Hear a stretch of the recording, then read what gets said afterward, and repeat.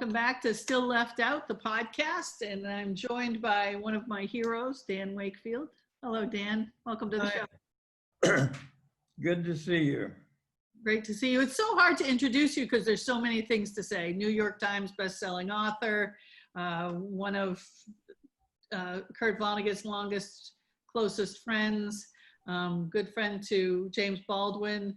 But let's start with one of the things that maybe you're most notorious for, which is being the reporter for The Nation magazine at the Emmett Till trial.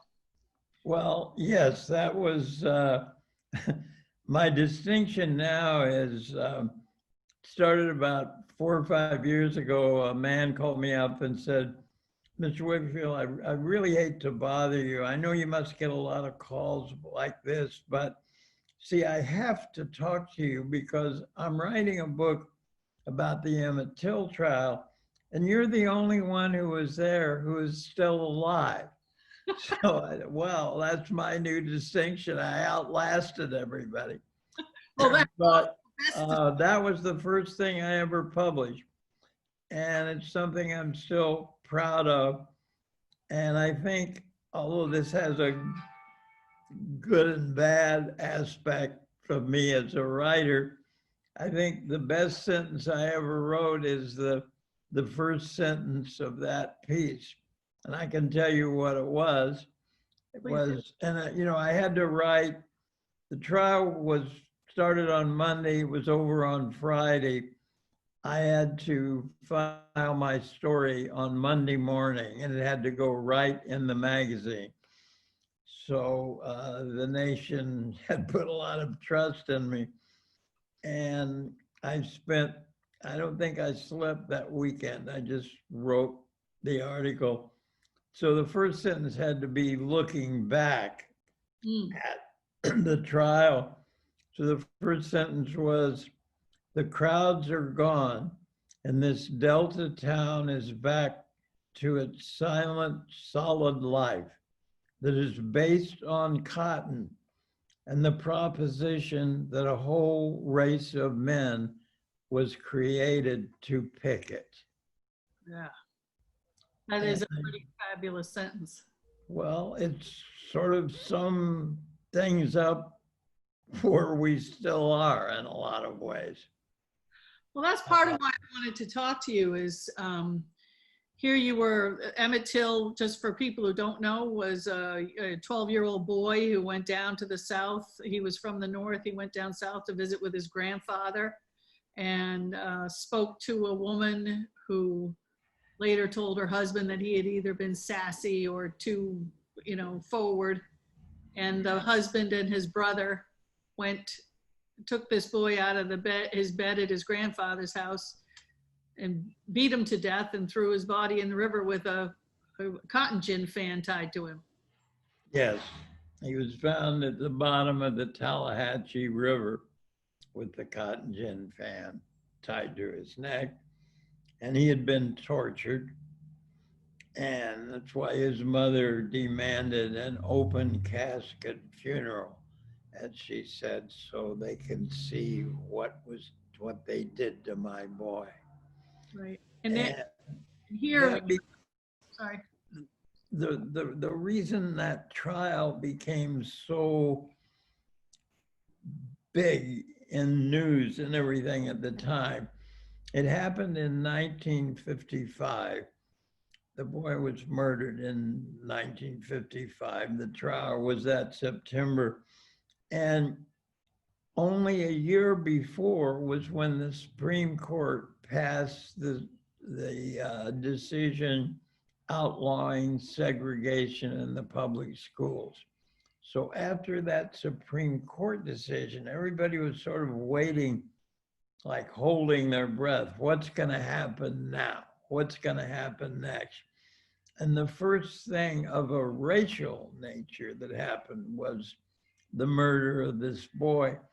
And of course, there'd been lynchings in this country for many, many years, but, and in the South, well, wherever they were, they usually went unnoticed by the white people.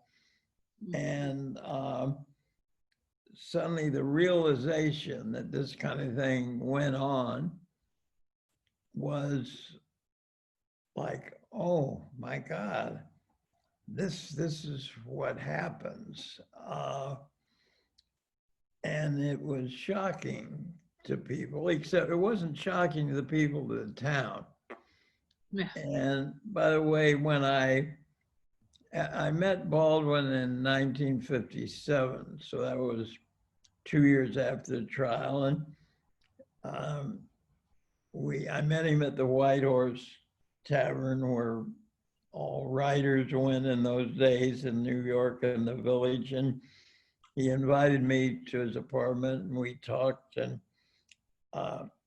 he asked about the trial, and I said, well, I said, the amazing thing was that when it was so obvious that these two men had murdered the boy, and it was also obvious that they were not going to be convicted, that they were going to be set free. And I said, Jimmy, that's the amazing thing. The people in the town thought that was just fine. And Baldwin said, you mean the white people in the town? Oh, yeah. I mean, he taught me to see. And I wanted to read just a sentence or two of his, which strikes me as so relevant and in a way ironic now. This was in his book, The Fire Next Time, which began as a long article in the New Yorker magazine. And it ended with this. He said, everything now we must assume is in our hands. We have no right to assume otherwise. If we, and now I mean the relatively conscious whites and the relatively conscious blacks, who must, like lovers, insist on create the consciousness of the others. If we do not falter in our duty now, we may be able, handful that we are, to end the racial nightmare and achieve our country and change the history of the world. And that was written in 1963. And here we still are, hoping for that. And I don't know if you watched or heard about the beginning of the football season last night, but it was the opening of the season. It was between the Houston Texans and the Kansas City Chiefs, who'd won the Super Bowl last year. And it was announced that the Houston team had voted to stay in their locker room during the playing of the Star-Spangled Banner because they felt whatever gesture they made would be misinterpreted. In other words, they were not trying to disrespect the flag. They were trying to call attention to the racial injustice that we still suffer so badly. And so the Kansas City team, the home team, when the other team came out, they wanted to link arms, and both teams linked arms to have a moment of silence for racial justice. And you know what? Fans booed them.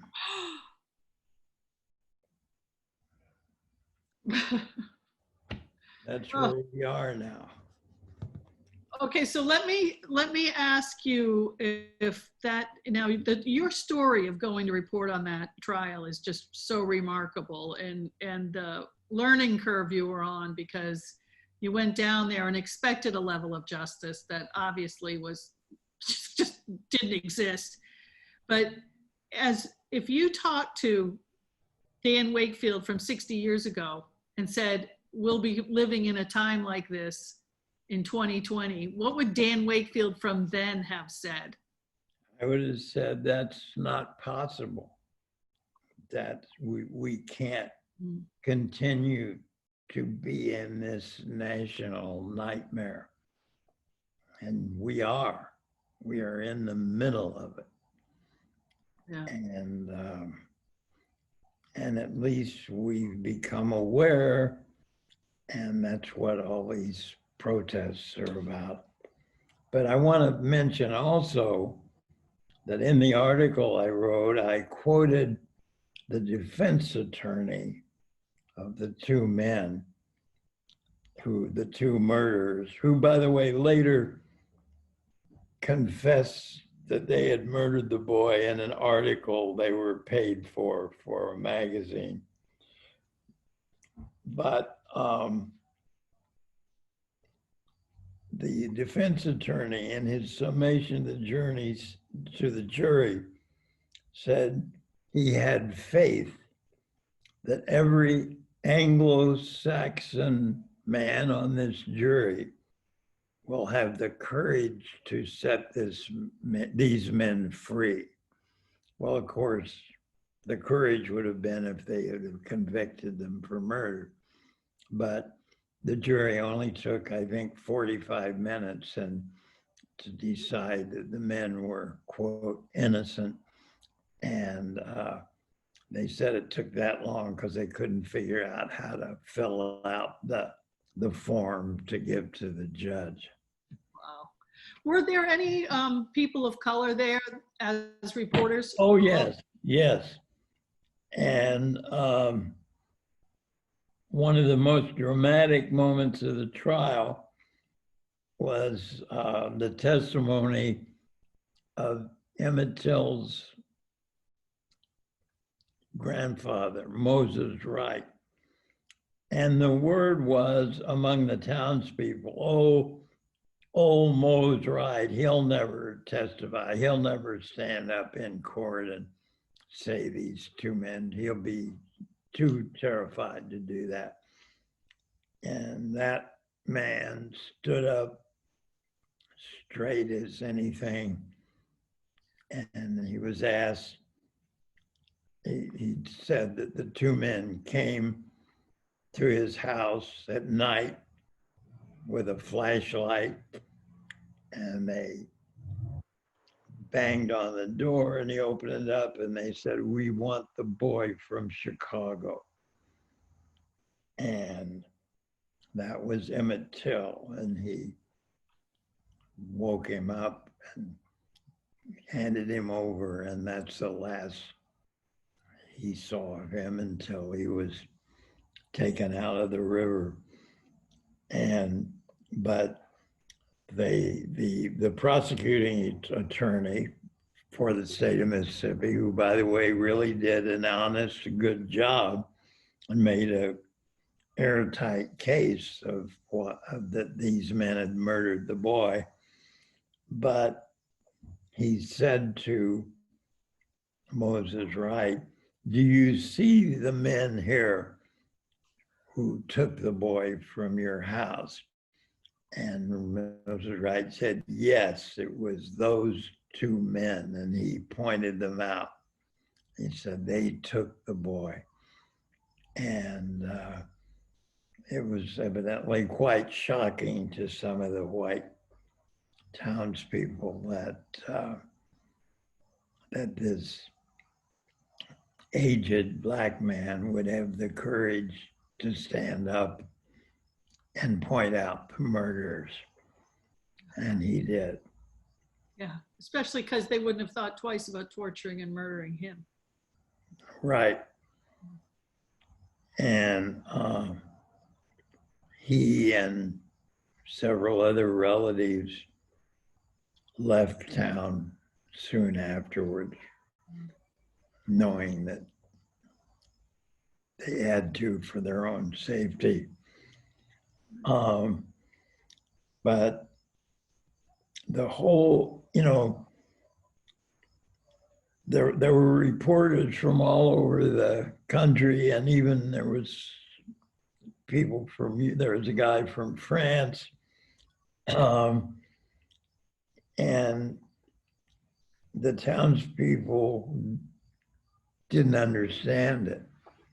I mean, some of them saying, well, what's the big deal? Why all the fuss about this? I remember there was always a crowd around the courthouse, and when you go out for a break from the trial, we talked to some of the people, and I remember there was this one young man who was from Oxford, Mississippi, who was a student at Princeton. And he said to me and a couple of the other reporters from New York, he said, you all have the wrong impression about Mississippi. Your impression is based on Mr. Faulkner and his work. And I have to tell you, Mr. Faulkner drinks a lot. And Murray Kempton, the columnist who was there for the New York Post, I remember the first day of the trial, we walked out the door and he looked around. It was almost like a circus atmosphere. People had lemonade stands and were renting lawn chairs and all this stuff outside the courthouse. And he looked around and said, Faulkner is just a reporter. Right. He didn't make anything up. Yeah. Yeah. So there was one incident when you were, I think when you realized that you had a level of naivete, when some sheriff's deputies were going to go get a witness. There was going to be a witness that was willing to testify. And you asked if you could ride along to go get them. Right. And they were sort of incredulous that you actually thought that that witness would ever materialize. So they let you come along. Tell that story. Well, I heard they were going to this town where a witness was in jail. It was a town called Itabena. And I was incredibly naive. And I went up to the deputies. I heard they were going over there, and I said, hi, I'm Dan Wakefield from The Nation magazine in New York. Can I go with you? Get a ride over there? And they looked at each other, and one of them said, sure, boy. So I get in the car, and they drove about 5 miles out of town and stopped the car. One of them said, this is where you get out, boy. So I got out and walked back into Sumner. And that was the first time I saw, in fact, the black section of town, which as I walked back on the road to my left, as I started to get into the town of Sumner, there are rows of like tar paper shacks where the black people lived who worked in the cotton fields. And as Murray Kempton said, you're lucky they just let you walk back. Right. And of course, during the Freedom Summer, some of the young men who went down to Mississippi were not that lucky. Right. Anyway. Your whiteness probably saved you, but after a while, even the white civil rights advocates were getting killed alongside. Yeah. Yes. Did you feel like you were at a point in history that, well, first of all, maybe you hoped would never happen again, and Lord knows that's not been true, but did you feel like you were on some precipice of history when you were at this event? Yes, I think all of us did who had come there as reporters to write about it. I think we knew that this was the beginning of the civil rights movement. And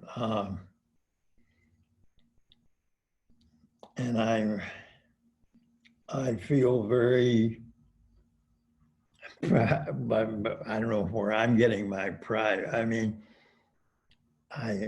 as a basketball fan, I'm proud of what the NBA has done. Having Black Lives Matter be painted on the court where they're playing, and the Milwaukee Bucks refusing to play after the black man was killed in Kenosha, Wisconsin. And proud of those football players last night. And I hope they know that there are a lot of Americans who are proud of their moment of silence for racial justice. Yes. I do think there are a lot of us. I think the problem is that one person who is okay with racial injustice is such a horrifying thought. You know, I had a conversation with a woman about this, taking the statues down, and her argument was always ridiculous, but finally her last word to me was, well, you know, when they owned slaves, it was legal, so they weren't doing anything wrong. And my only response to her was, can you hear yourself? I mean, I didn't have a response besides, can you hear what you're saying?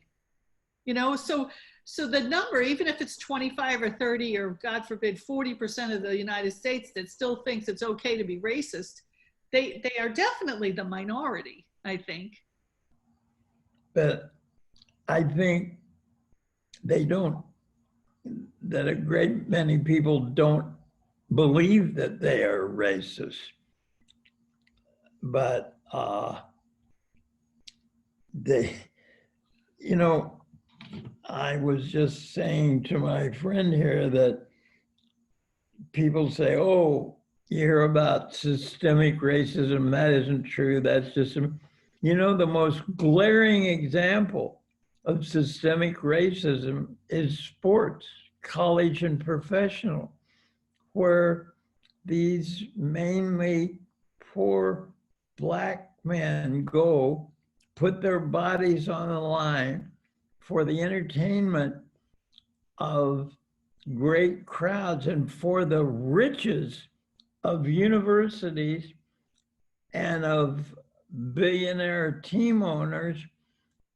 And it's so clear. I mean, successful college football coaches who make millions of dollars.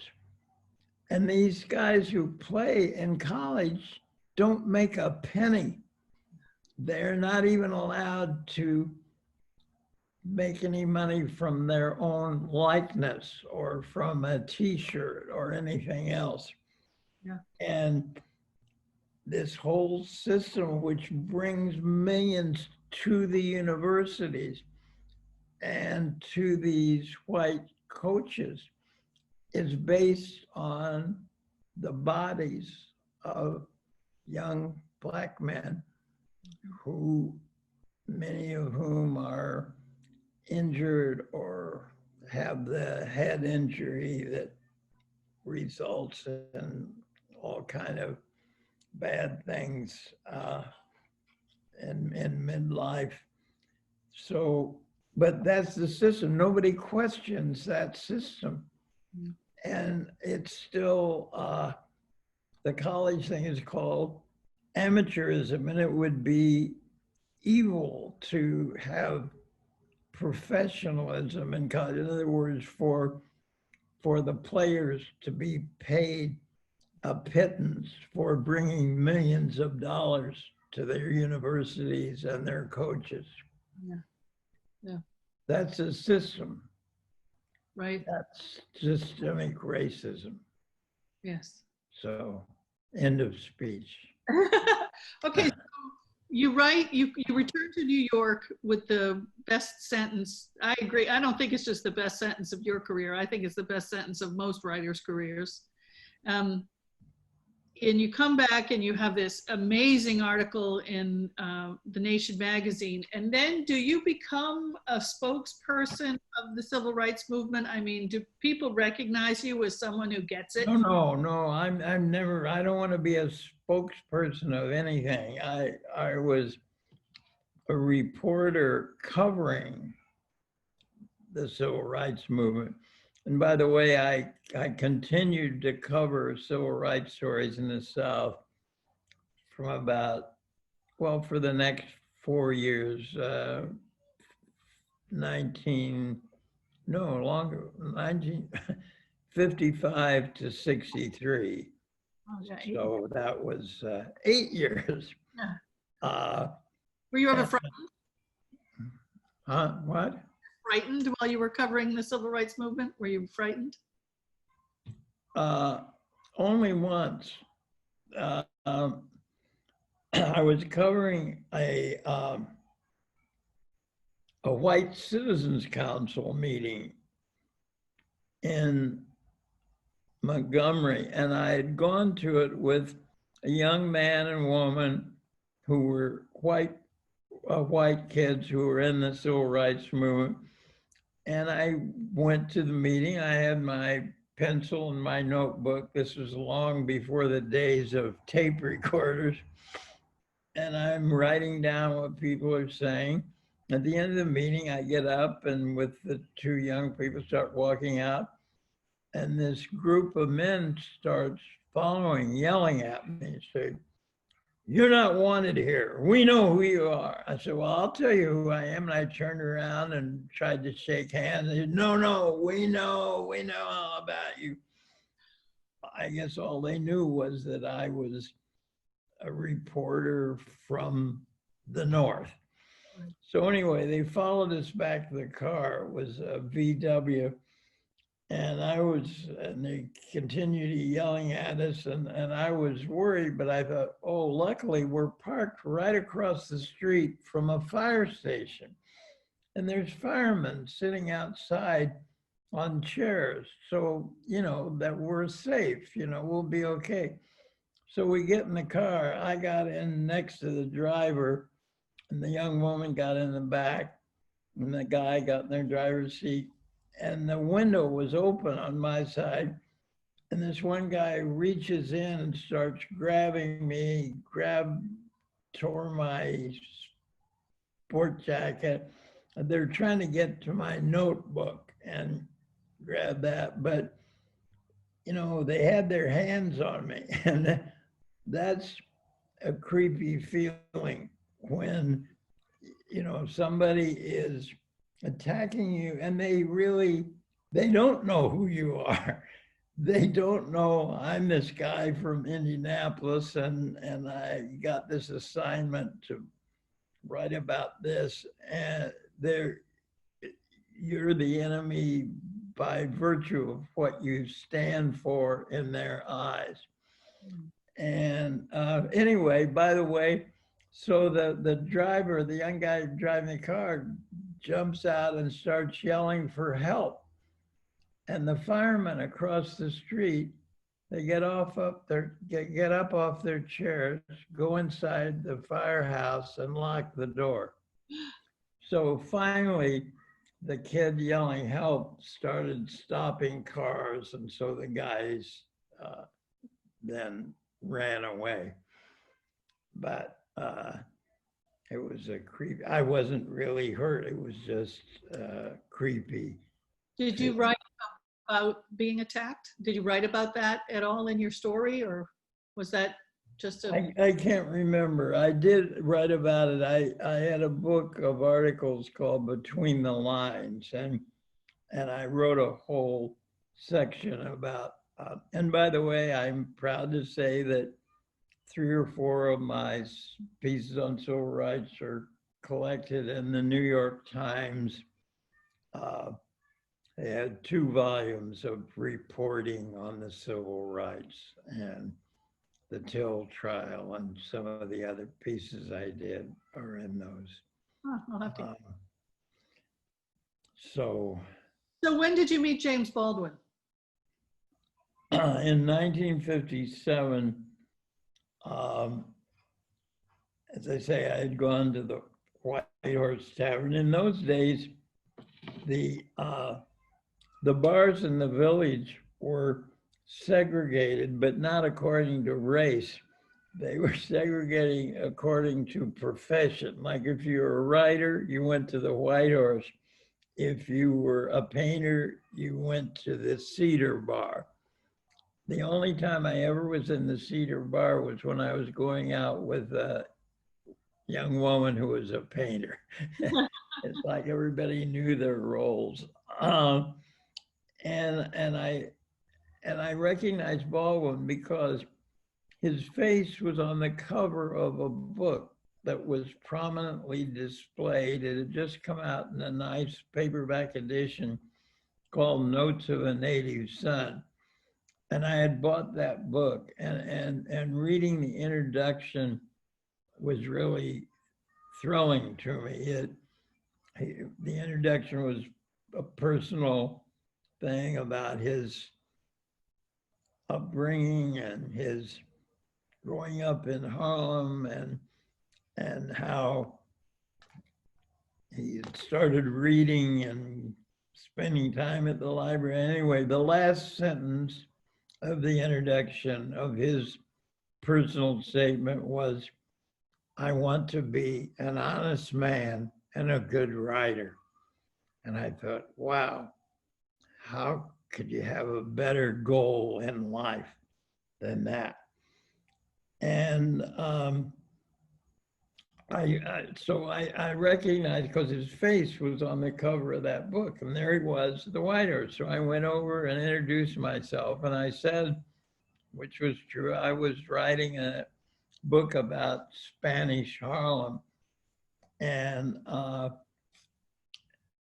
was living part-time in the neighborhood, and he was interested and started asking me about the book, and he invited me to come to his apartment on Horatio Street the next day. And I went over about 5, and it became a series of times when I would go over there, and we would drink bourbon and listen to Bessie Smith records. And usually I would go around 5, and then around 6, a couple other guys would come. And then by 7, there were maybe 6 or so guys. And then Baldwin would take us all across the street to a Spanish restaurant called El Faro. And at the end of the dinner, we'd pitch in whatever money we had, and then whatever was left to pay, Baldwin would write a check. Wow. And he certainly didn't have a lot of money at the time. But I was very proud to call him a friend. And then our friendship ended in a very, very disheartening way for me, that he had invited me to dinner to the home of a friend of his, a woman named Mary Painter, who'd been a friend of his in Paris. And she had invited him to dinner to meet a young French woman who was visiting and who wanted to meet James Baldwin.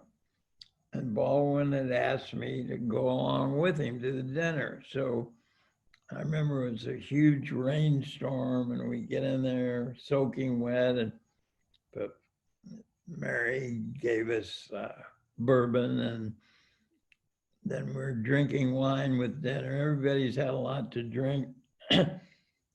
And Baldwin starts talking about his younger sister, that she wants to be a fashion designer, and she's Black.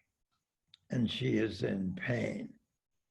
And the French woman says, oh, Jimmy, all 16-year-old girls are in pain. And then I pipe up, I say, yes, even 16-year-old boys are in pain. You can only suffer to the extent of your own capacity for suffering. And Baldwin looked at me and he said, you don't understand. And I didn't. And what it took me many, many years to understand was that, okay, we're all in pain in some way, existential way, as human beings. But for a Black person in this country, there is over that the layer of constant physical danger. You know, last night, the introduction of the football game, there was a Black man was one of the announcers. And as they were talking about the teams wanting this moment of silence for racial justice, he said, yes. He said, you know, my wife and I have had to give the talk that every Black parents give to their kids about what to do, how to behave. He didn't say when the police stop you, but that's what he meant.